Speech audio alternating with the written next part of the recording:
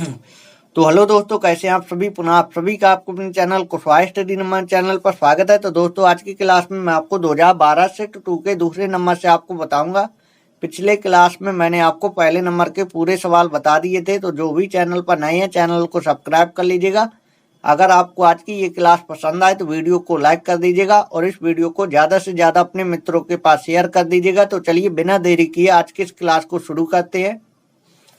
तो देखिए दोस्तों, दूसरे का नंबर के सवाल देखेंगे। दूसरे के नंबर के सवाल में दिया गया समीकरण 3x² + 2x - 1 बराबर 0 के मूलों की प्रकृति ज्ञात कीजिए। हमें मूलों की प्रकृति ज्ञात करना है। तो देखिए दोस्तों, मैं आपको बता दूं, अगर d का मान 0 से बड़ा आता है तो मूल वास्तविक तथा असमान होते हैं। असमान। अगर d का मान 0 से बड़ा आएगा तो मूल वास्तविक तथा असमान होंगे। तो आइए दोस्तों, इसको हल करते हैं। 3x² + 2x - 1 बराबर 0 की तुलना ax² + bx + c बराबर 0 से करने पर इस द्विघात समीकरण की तुलना इस द्विघात समीकरण से करने पर, अगर आप हमारी सभी वीडियो देखते होंगे तो आपको पता होगा इस तरह का सवाल मैंने कई सेटों में हल कराया है। तो देखिए दोस्तों, a का मान 3, b का मान 2, c का मान -1, d बराबर सूत्र लगा देंगे। d बराबर सूत्र होता है b² - 4ac। d बराबर b², b का मान 2 है, 2 लिख देंगे। 2 का स्क्वायर -4 गुणे a का मान 3 गुणे c का मान -1। अब देखिए दोस्तों, d बराबर 2 का वर्ग 4, माइनस गुणे माइनस प्लस हो जाएगा। 4 गुणे 3, 4 × 12। तो देखिए दोस्तों, d बराबर 12 4 होता है 16। तो d का मान आया है 0 से बड़ा। d का मान आया है 0 से बड़ा, यानी मूल वास्तविक तथा असमान होंगे। तो दोस्तों यहाँ पे लिख देना है, अतः मूल वास्तविक असमान होंगे। अब दोस्तों आपको ख नंबर के सवाल में चलना है। तो दोस्तों ख नंबर के सवाल देखेंगे। ख नंबर के सवाल में दिया गया sin थीटा बराबर a/b। हमें cos थीटा का मान ज्ञात करना है। तो देखिए दोस्तों, sin थीटा बराबर होता है लंब बटे कर्ण। ऊपर वाला मान लंब का है और नीचे वाला मान कर्ण का है। तो देखिए दोस्तों, त्रिकोणमितीय अनुपात ये समकोण त्रिभुज में काम करते हैं। तो मैं समकोण त्रिभुज बना लेता हूँ A B C। तो यहाँ पे आपको पता होगा, यहाँ पे ये जो कोण होता है ये कोण होता है न्यून कोण। तो इसको या तो यहाँ लिख दीजिए या तो यहाँ लिख दीजिए, क्योंकि ये दोनों कोण न्यून कोण है। तो इस कोण को मैं यहाँ लिख देता हूँ, ये कोण है थीटा। तो देखिए दोस्तों, न्यून कोण के सामने वाली भुजा लंब होती है और समकोण के सामने वाली भुजा हमेशा कर्ण होती है। तो इसमें लंब का मान a दिया गया है और कर्ण का मान b दिया गया है। हमें cos थीटा का मान निकालना है। तो cos थीटा बराबर क्या होता है? cos थीटा बराबर होता है आधार बट्टे कर्ण होता है। कैसे होता है? तो देखिए दोस्तों, मैं आपको बता दूं, आपको ये ट्रिक याद करना, लाल बट्टे कक्का। अगर आप लोगों ने साल भर पढ़ा होगा तो आपने ये जरूर पढ़ा होगा, लाल बट्टे कक्का, ये साइन, ये कॉस, ये टेन। तो कॉस थीटा बराबर होता है आधार बट्टे कर्ण। तो मैंने आधार बट्टे कर्ण लिखा, बराबर हमें आधार पता नहीं है तो हमें आधार निकालना पड़ेगा। तो आधार कैसे निकालेंगे? तो आधार निकालने के लिए इस त्रिभुज की हमें 2 भुजाएं पता है, हमें तीसरी भुजा निकालना है। तो हम पाइथागोरस प्रमेय का यूज करेंगे और ये तीसरी भुजा ज्ञात करेंगे। तो दोस्तों यहाँ पे मैं लिखूंगा समकोण त्रिभुज ए बी सी में और यहाँ पे लिखेंगे पाइथागोरस प्रमेय से। जितना अच्छा आप लोग लिखेंगे उतने ही अच्छे आपके नंबर मिलेंगे। तो देखिए दोस्तों, जो समकोण वाला बिंदु है इसको आपको हमेशा बीच में लिखना है।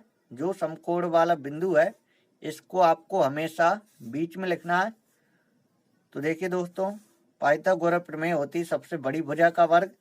बड़ी भुजा कर्ण होती है, तो कर्ण क्या AC, तो AC के स्क्वायर बराबर लंब के स्क्वायर, लंब AB है, AB के स्क्वायर प्लस आधार BC है, तो BC के स्क्वायर, तो AC स्क्वायर, तो ACB है, AC क्या B के स्क्वायर बराबर AB स्क्वायर, तो AB क्या है AB A है, तो A के स्क्वायर प्लस BC स्क्वायर, ये हमें ज्ञात करना है। तो देखिए दोस्तों, B स्क्वायर इसको इस साइड भेज देंगे, माइनस का A स्क्वायर हो जाएगा बराबर BC स्क्वायर, तो BC बराबर यहाँ से स्क्वायर हटा देंगे, यहाँ पे अंडर रूल लग जाएगा B square minus A square. तो देखिए दोस्तों, BC आ गया under root B square minus A square.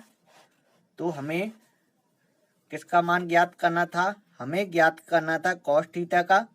तो कॉस थीटा को हम लिख सकते हैं आधार बटे क्या लिख सकते हैं? आधार बटे कर्ण लिख सकते हैं। तो आधार क्या है? आधार आया under root B square minus A square, कर्ण क्या B है। तो देखिए दोस्तों, कॉस थीटा मान होगा under root B square minus A square बटे B। यही इस सवाल का आंसर है। घन नंबर का सवाल आपके पेपर में आएगा नहीं, तो आपको घन नंबर का सवाल देखना है। आइए दोस्तों, घन नंबर का सवाल देखिए। घन नंबर का सवाल बहुत ही आसान है। इसमें दिया गया आकृति में, तो दोस्तों ये बनी है आकृति। इस आकृति में MN समांतर AB, ये वाली रेखा इस वाली रेखा के समांतर है।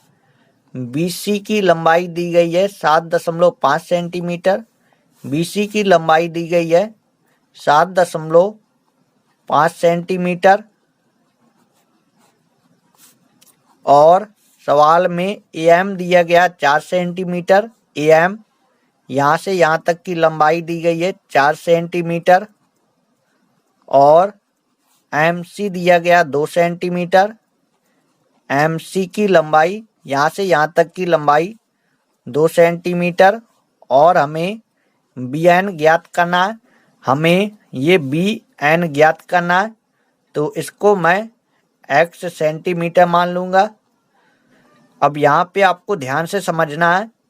पूरी लंबाई है 7.5 सेंटीमीटर।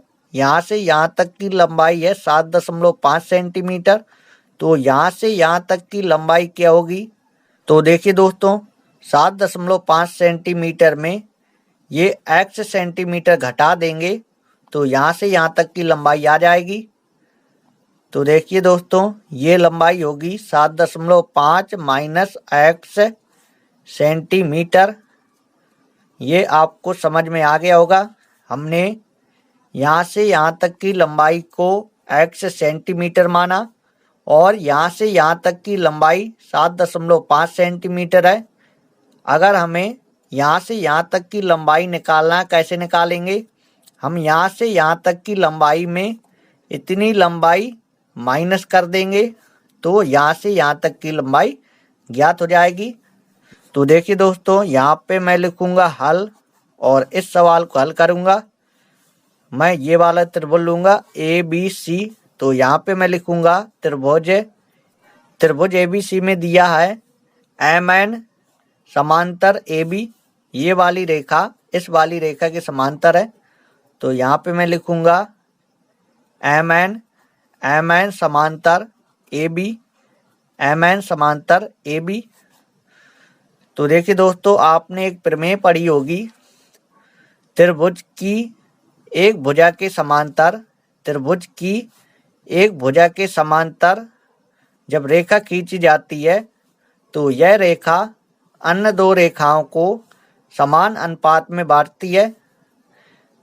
ये वाली रेखा अन्य दो रेखाओं को समान अनुपात में बांटती है। इनका अनुपात क्या होता है? बराबर होता है। ये आपने प्रमेय पढ़ी होगी। ये दोनों रेखाएं समांतर है तो इनका अनुपात क्या होगा? बराबर। तो यहाँ पे लिखेंगे एम बट्टे एम सी, क्योंकि ये दोनों रेखाएं समांतर है, इनका अनुपात बराबर होगा। तो हम लिख सकते हैं एम बट्टे एम सी बराबर बी एन बट्टे एन सी। क्या लिखेंगे? N C. और कारण लिखना हो तो यहाँ पे लिख देंगे आधारभूत अनुपातिकता प्रमेय से, या लिख सकते हैं बीपीटी प्रमेय से।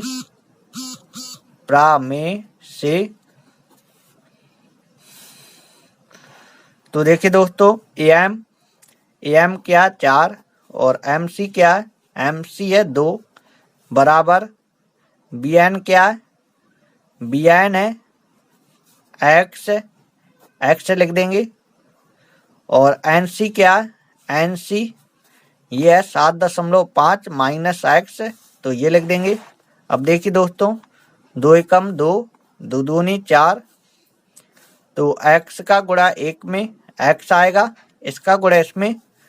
तो देखिए दोस्तों, 7.5 गुणे अगर 2 करेंगे तो 2 पंचे 10, 10 करी 0, हासिल 1, 2 सत्ते 14, 14 1 15, तो ये आएगा 15.0 और दशमलव के बाद 0 की नो वैल्यू, तो ये आएगा 15। और 2 का गुणा x में तो -2x।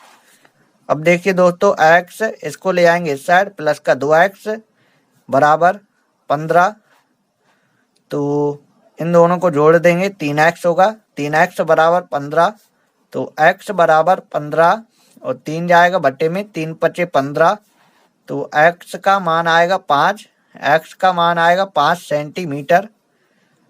तो देखिए दोस्तों, हमें bn ज्ञात करना था, हमने इसको x माना है, तो x का मान आया 5 सेंटीमीटर, यानी bn की लंबाई क्या होगी? bn की लंबाई होगी 5 सेंटीमीटर। तो दोस्तों, बहुत ही सिंपल सवाल था। ये सवाल आपको समझ में आ गया होगा।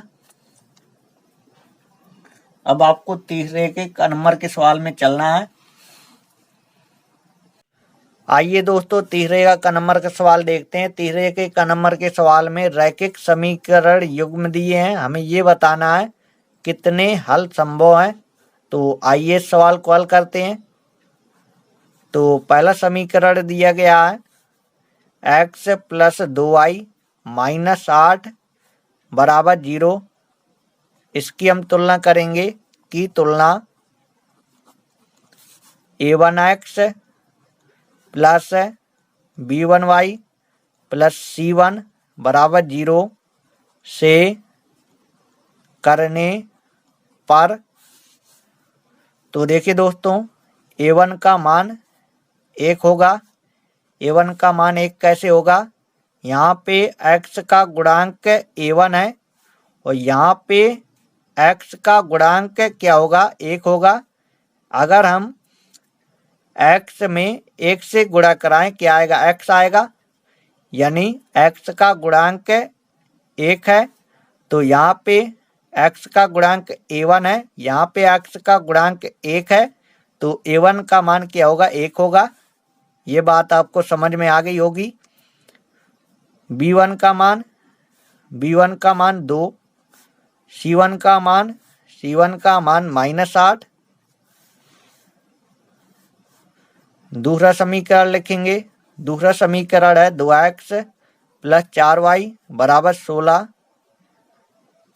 पहले इसको इस साइड ले आएंगे, फिर इसकी तुलना करेंगे। तो देखिए दोस्तों, लिखेंगे 2x + 4y, इसको इस साइड लाएंगे, -16 बराबर 0 की तुलना, अब इसकी तुलना करेंगे a2x plus b2y plus c2 बराबर 0 से करने पर, तो a2 का मान 2, b2 का मान 4 और c2 का मान -16। तो देखिए दोस्तों, ये आपने पढ़ा होगा, अगर हल हमारा a1 बट्टे a2 बराबर नहीं है b1 बट्टे b2 के, तो इसका केवल एक हल होता है, a1 बट्टे a2 बराबर b1 बट्टे b2 बराबर c1 बट्टे c2। इस रूप का अगर आ जाता है तो इसके अनेक हल होते हैं। हमें हल ही बताना है कि कितने हल इसके संभव हैं। अगर हल इस प्रकार का प्राप्त होता है तो इसका केवल एक हल होता है। अगर हमारा हल इस प्रकार का प्राप्त होगा तो इसके अनेक हल होते हैं। और a1 बट्टे a2 बराबर b1 बट्टे b2 बराबर नहीं है c1 बट्टे c2 के, तो इसका कोई हल नहीं होता। तो देखिए दोस्तों, पहले यहाँ पे लिखते हैं a1 बट्टे a2 बराबर b1 बट्टे b2 बराबर c1 बट्टे c2। मान रख देते हैं, a1 का मान 1 है बट्टे a2 का मान 2 है बराबर b1 का मान 2 है, b2 का मान 4 है बराबर c1 का मान -8 है और c2 का मान -16 है। तो माइनस से माइनस कैंसिल, 2 एकम 2, 2 दूनी 4, 8 एकम 8, 8 दूनी 16। तो देखिए दोस्तों, 1/2 बराबर 1/2, यानी जो हल आया हमारा इस रूप का है। तो इस रूप का है तो इसके कितने हल होंगे? अनेक हल होंगे। तो लिख देंगे अनेक हल होंगे, अनेक हल होंगे। अब दोस्तों तीसरे का ख नंबर का सवाल देखेंगे। आइए दोस्तों तीसरे का ख नंबर का सवाल देखिए। तीसरे के ख नंबर के सवाल को हमें सिद्ध करना है। तो इसमें हम लेफ्ट हैंड साइड लेंगे और राइट हैंड साइड सिद्ध करेंगे। तो देखिए दोस्तों, cos 2 थीटा का सूत्र होता है, cos 2 थीटा का सूत्र होता है cos square theta minus sine square theta. cos 2 theta का ये सूत्र होता है और एक की जगह हम ये सूत्र लगा सकते हैं, sine square theta plus cos square theta, इसका मान 1 होता है। Sine square theta plus cos square theta, इसका मान 1 होता है। ऐसे भी लिख सकते हैं इसे, cos square theta plus sine square theta, cos square theta plus sine square theta, इसका मान 1 होगा। ऐसे भी लिख सकते हैं। एक की जगह हम ये लिख देंगे, cos square theta plus sine square theta. एक की जगह हम ये लिख सकते हैं क्योंकि cos square theta plus sine square theta इसका मान 1 होता है, plus cos 2 theta. cos 2 theta का ये सूत्र होता है, तो इसकी जगह लिखेंगे cos square theta minus sine square theta, और इसमें स्क्वायर है, इसमें स्क्वायर है, स्क्वायर लगा देंगे। अब देखिए दोस्तों, cos square theta plus sine square theta, इसका मान क्या होता है? इसका मान 1 होता है। अगर इसका वर्ग करेंगे फिर भी इसका मान 1 ही आएगा। एक बार फिर से सुनेंगे, cos square theta plus sine square theta, इसका मान क्या होता है? इसका मान 1 होता है। अगर इसका वर्ग करेंगे, एक का वर्ग करेंगे क्या आएगा? 1 आएगा। यानी अगर इसका हम वर्ग भी कर देते हैं तो इसका आंसर 1 ही आएगा, क्योंकि इसका मान 1 होता है। 1 का वर्ग करेंगे 1 ही आएगा। तो दोस्तों इसका हम वर्ग कर सकते हैं। इसमें a प्लस b की घाते 2 का सूत्र लगा देंगे, इसमें a माइनस b की घाते 2 का सूत्र लगा देंगे। तो देखिए दोस्तों, a प्लस बी की घाते 2 का सूत्र होता है a की घाते 2, तो a का मान कॉस स्क्वायर थीटा है, तो इसका स्क्वायर करेंगे, प्लस बी स्क्वायर होता है b का मान साइन स्क्वायर थीटा है, इसका वर्ग करेंगे, प्लस 2ab होता है, तो 2 गुणे a का मान कॉस स्क्वायर थीटा गुणे b का मान साइन स्क्वायर थीटा, ये अलग है, प्लस इसमें a माइनस बी की घाते 2 का सूत्र लगेगा। क्या होता है a की घाते 2, a का मान कॉस स्क्वायर थीटा है, इसका स्क्वायर करेंगे, प्लस बी स्क्वायर होता है b का मान है साइन स्क्वायर थीटा, इसका स्क्वायर करेंगे, माइनस 2ab होता है, तो 2 गुणे कॉस स्क्वायर थीटा गुणे साइन स्क्वायर थीटा, तो 2 cos square theta sine square theta, ये प्लस और ये माइनस कैंसिल हो जाएगा, इसका वर्ग करेंगे, कॉस की घाते 4 थीटा, इसका वर्ग करेंगे, साइन की घाते 4 थीटा 2 दूनी 4, प्लस इसका वर्ग करेंगे, कॉस की घाते 4 थीटा प्लस साइन की घाते 4 थीटा। तो देखिए दोस्तों, इन दोनों को जोड़ देंगे, 2 कॉस की घाते 4 थीटा आएगा, इन दोनों को जोड़ देंगे, 2 साइन की घाते 4 थीटा, 2 कॉमा ले लेंगे, 2 कॉमा लेंगे, कॉस की घाते 4 थीटा प्लस साइन की घाते 4 थीटा। तो देखिए दोस्तों, हमने लेफ्ट हैंड साइड लिया और हमने राइट हैंड साइड सिद्ध कर दिया। तो बहुत ही सिंपल सवाल था। आइए दोस्तों, घन नंबर का सवाल देखिए। घन नंबर के सवाल में एक अर्धगोलीय प्याले की आंतरिक त्रिज्या तथा बाहरी त्रिज्याएं क्रमशः R1 तथा R2 है, हमें उसका वक्र पृष्ठ ज्ञात करना है। एक अर्धगोलीय प्याला है जिसकी आंतरिक त्रिज्या R1 है और बाहरी त्रिज्या R2 है, तो हमें वक्र पृष्ठ ज्ञात करना है। तो हम क्या करेंगे, पहले हम आंतरिक वक्र पृष्ठ निकालेंगे, फिर हम बाहरी वक्र पृष्ठ निकालेंगे, दोनों को जोड़ देंगे, तो अर्धगोलीय प्याले का वक्र पृष्ठीय क्षेत्रफल ज्ञात हो जाएगा।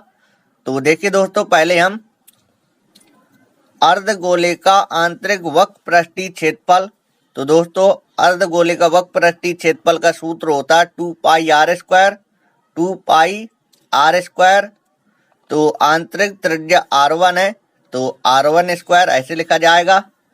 अब लिखेंगे अर्धगोले का बाहरी वक्र पृष्ठीय क्षेत्रफल, तो वक्र पृष्ठीय क्षेत्रफल का सूत्र होता है 2 पाई आर स्क्वायर, तो बाहरी त्रिज्या R2 है, तो R2 स्क्वायर ऐसे लिखेंगे। अब यहाँ पे लिखेंगे अर्धगोलीय प्याले का वक्र पृष्ठीय क्षेत्रफल, तो दोस्तों क्या करना है, हमें आंतरिक वक्र पृष्ठीय क्षेत्रफल और बाहरी वक्र पृष्ठीय क्षेत्रफल इन दोनों को जोड़ देना है। तो देखिए दोस्तों, 2 पाई R1 स्क्वायर प्लस 2 पाई R2 स्क्वायर, 2 पाई ये कॉमा है, 2 पाई कॉमा ले लेंगे, तो कोष्टक के अंदर आएगा R1 square plus R2 square. तो दोस्तों बहुत ही सिंपल सवाल था।